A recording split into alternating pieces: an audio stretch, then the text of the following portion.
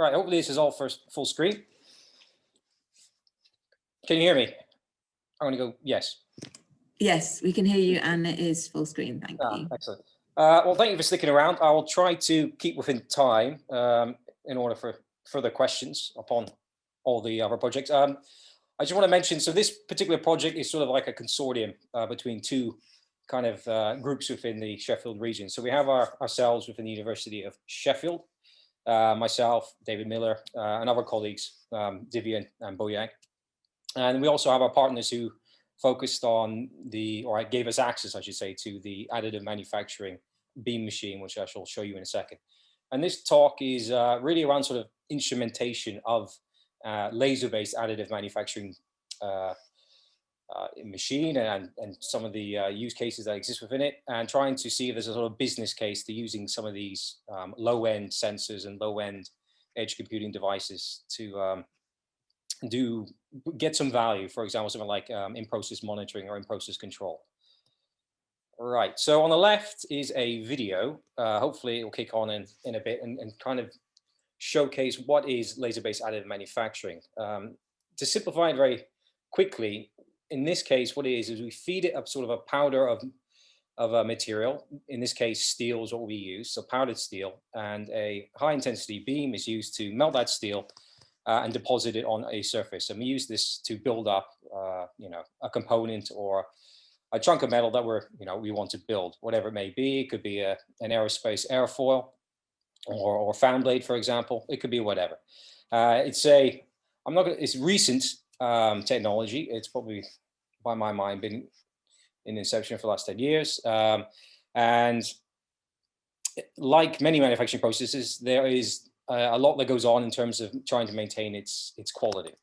And what we are interested in is, can we understand the processes that go on in this particular manufacturing process and find some way of either monitoring that or provide some sort of form of feedback. And the other side of this particular project was on the IoT side of things. And basically, though there exist sensors and cameras integrated into some of these highly expensive machines, can we find value in using some of the low-grade IoT-based sensors and other value from use of IoT, so rapid inception integration into these processes that you wouldn't otherwise be able to do with more expensive tools or cameras. Right, so within the manufacturing process as a whole, there are a number of areas we could have focused on. We decided to sort of nail down two of them. The first one revolves around sort of powder flow, mass flow rate process monitoring. So this is the feeding of the material, this sort of powdered metal, into the laser jet head, which you saw before it is essentially melted and deposited. And trying to understand, okay, what goes on in this particular process? What are the factors that affect the outcome of the build at the end of the process? So trying to control for a uniform, continuous mass flow rate is essential, essentially. If there are dips or reductions in this particular mass flow rate, it could lead to defects within the build itself. So there could be bubbles. There could be issues of porosity, which can lead to cracks or breakages of the material further down the line. So this is something which is of interest to the users of these machines. And on the left here, you can see what's actually in the university's beam system. So this is a number of pharmaceutical grade powder flow hopper type devices which feed the machine. I'll show in more detail in a couple of slides further forward. But essentially what it is sort of a turntable which kind of gathers and then deposits through a hole a degree of this material which falls from the feed stock, which you can kind of see up above. I'll get my arrow going up here. And the second part, which is of keen interest, is what's called the melt pool. So this is where everything kind of comes together. The powder is fed into the path of the laser beam. The laser beam then uses its high intensity heat to melt this powder, and then it basically forms a pool of molten material, and then this is deposited on the surface. And you kind of do it like you would in a 3D plastic printing process. You kind of go layer by layer. And understanding the characteristics of the melt pool can give you an idea of the quality of the overall build, and any defects that might have occurred or may lie within, that you perhaps could not understand from outside NDT, for example. So something you want to track and trace during the process to get an idea, because you may not always have accessibility to the parts of the component or whatever you're trying to manufacture. So it's an important part of trying to understand, the quality of the end product is basically trying to characterize this particular melt pool.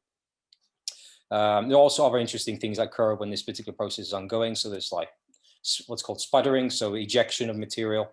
That can give you an idea as well of the end outcome of the process itself. So those are kind of the two main areas of this particular process we wanted to focus on. And so one of the challenges of fitting this in 10 minutes is we can't talk about everything, I'm afraid. So I'm only going to focus on one or two things. The main bit will be around the melt pool and some of the sort of IoT hardware kits that we built and integrated into the beam. And the other one will relate to the hopper and how we try to track the mass flow rate using available IoT sensors and approaches. In addition to that, there's also elements of the software we developed to try and provide better monitoring or modeling of the process for further analysis later on. Right, so the first thing we did before we even got into the stages of IoT integration was use what was available. So the beam machine itself had at the time a thermal camera, a very expensive thermal camera, which looks down somewhat perpendicular to the laser beam itself and can record the process as it's going on. You can see a kind of a video of it here. Records the radiative heat as it's being built. And then from that, we can begin to determine certain characteristics such as the temperature, and then further down the power density and the laser power and laser radius that was hopefully set correctly and accurately during the setup of the machine. So the first thing we did was essentially build what we call a thermal model. This was to use the image data or the radiative heat data that was captured during the process from this camera to estimate what was the actual power density, laser radius that was being set at that time. We can also, from this, infer other characteristics of this process, such as hatch spacing and material absorptivity of this particular process as well. So it was a first step for us to basically see what was available at the machine, what we could determine when we come down to the road of applying these IoT techniques and seeing how well they match up, or what additional benefits an IoT approach could give you, or what disadvantages it may have, for example. All right, this should load. Right. So the first thing we did was we developed these two kind of IoT packages. And there are obviously a lot of sensor modalities you can go down when wanting to integrate into this particular process. We chose, obviously, the first one was the thermal camera side of things. This is something which is already integrated into the system itself. We had access to cheaper IoT sensors. What you see down here is a Raspberry Pi thermal camera. So it's a 32 by 24-bit thermal camera. Like the predecessor, it extracts radiative heat on a per pixel basis.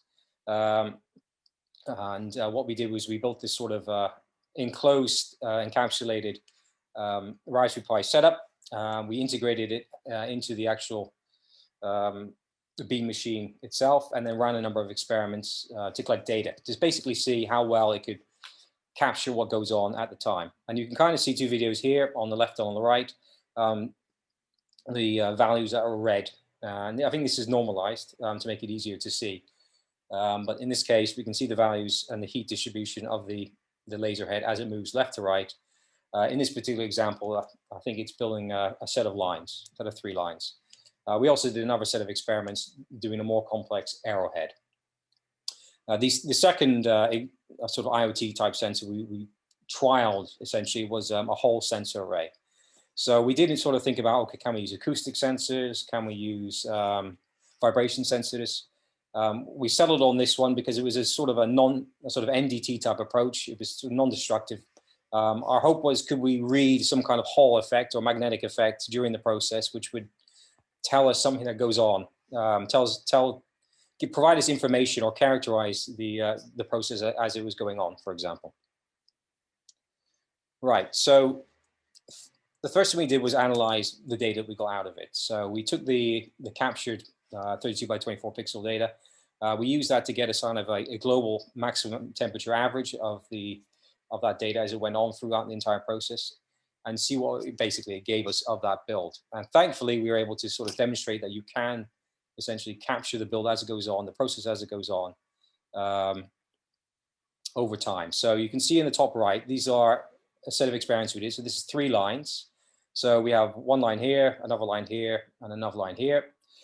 Each line is made up of 3 parallel passes. So we pass over the material and begin the process 3 times to build up a line, and then we move on to another section of a test plate is what we built this on, and build it up again. We can clearly see that this data is captured, and it, you know, the IoT sensor itself isn't just producing noise; it is able to capture this degree of fidelity.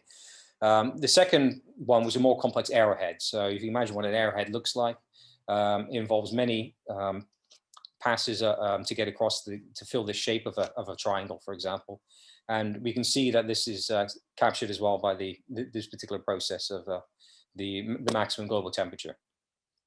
So it correlates well with our expectations of what we set out to do for this particular build. And from this data, we wanted to go further into not just understanding, okay, is it performing as expected, but can we try and do something like estimate the melt pool size? So we tried a number of techniques. A lot of this is sort of interpolation. So it's using this 2D representation in the middle here of this build, taking that frame by frame by frame, essentially, and then building a sort of volumetric representation of this particular heat or temperature data. But it does provide a sort of an example or an estimation of what possibly the melt pool could be.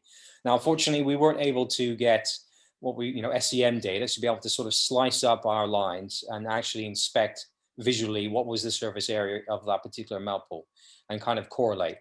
That's something we're hopefully going to look to in the future, but for now, unfortunately, it's something we couldn't do. But at least it shows the sort of possibility that we can kind of derive this information from these particular sensors. Another cool thing which we kind of showcased was this ability to do a kind of historical time-based mapping of the heat distribution, the sort of estimate of the melt pool surface area, though in 2D. So we can kind of see how it varies and changes over time during a particular build. It allows us to hopefully interpret it in some ways and catch any kind of faults or errors.